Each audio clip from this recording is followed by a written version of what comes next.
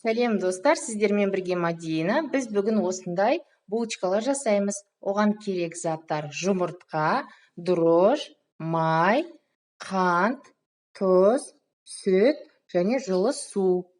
Алдымен жылы суымызға дрожжымызды салып, осылай араластырамыз.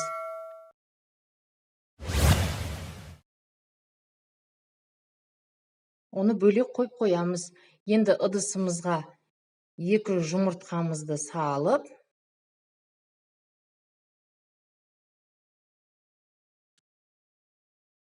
үстіне тұзымызды,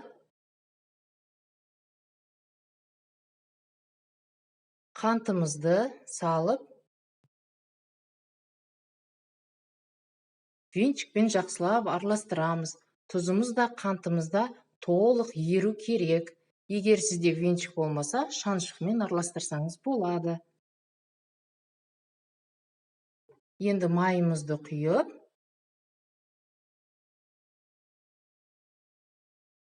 тағы да араластырамыз. Енді дайын болған дрожжымызды құямыз. Дрожжымыз көтеріліп, мінекей жақсы болды.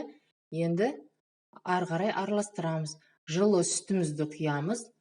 Сүтіміз жылы болу керек. Үстіне ұнымызды салып, мінекей осылай електен өткізіп саламыз. Електен өткізген кезімізде біздің ұнымыздың арасына ауа кіріп, қамырымыз жақсы көтеріледі. Осылай араластырамыз. Әркімде ұн әрқалай, сондықтан мен астына граммын жазып қоямын, бірақ сіз өзіңіздің ұныңызға қарай көз мөлшерімен жасасаңыз болады.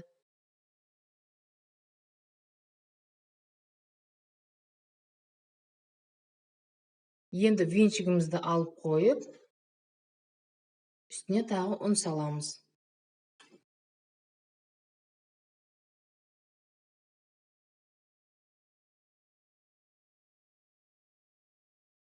Ұнымызды салып,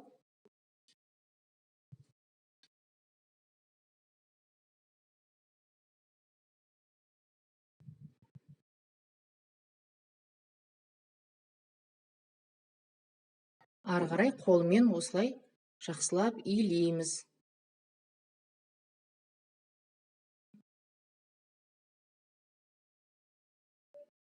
Мінекей біздің қамырымыз дайын, жұмсақ осындай қамыр пайда болды бізде.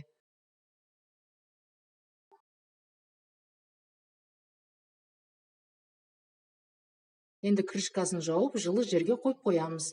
Бізде 40 минут уақыт өтті, қамырымыз көтерілді.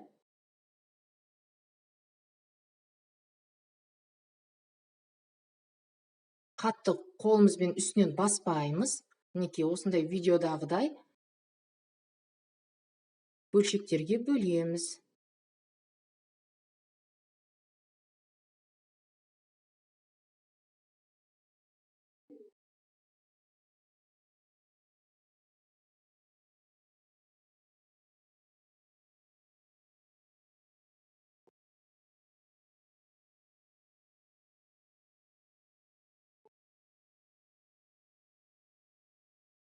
Мінекей оны осындай шариктер, майда-майда шариктер қылып жасаймыз да, енді осылай шетінен жая бастаймыз.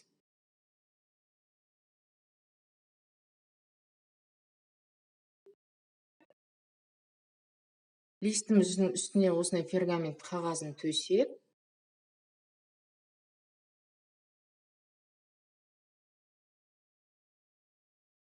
мінекей мен бұл жерде вареный сгущенка салдым. Начинкасына сіздер творог салсаңыздар болады, әйтпесе салмай қойсаңыздар да болады. Әртүрлі формада жасауға болады, әйтпесе осындай формада жасасаңыз да болады. Мінекей пергамент қағазының үстіне осылай қоямыз.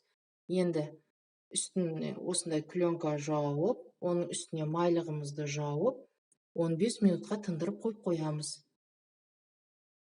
Біздің қамырымыз тағы да көтерілді.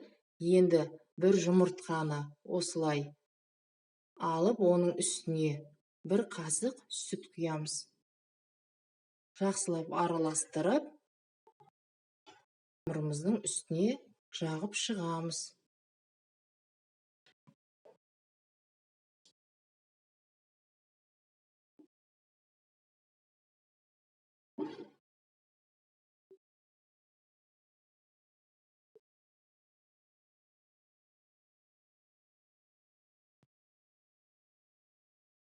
Мінекей үстіне мен мак септім. Егер сіздер мак сепсеңіздер де болады, күнжіт сепсеңіздер де болады, өздеріңіздің қалауларыңызға байланысты. Дайын қамырды қызып тұрған пеште 30-35 минут пісіріп аламыз.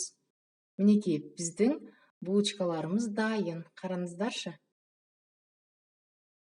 Қандай жұмсақ, үлпілдеген. Қараңыздаршы, қандай әдемі болып шықты. Жұмсақ, өте дәмді. Сіздер де үйлеріңізде осылай балаларыңызға, жақындарыңызға жасап беріңіздер. Менің каналыма тіркеліп, лайк басып, комментарий жазуды ұмытпаңыздар.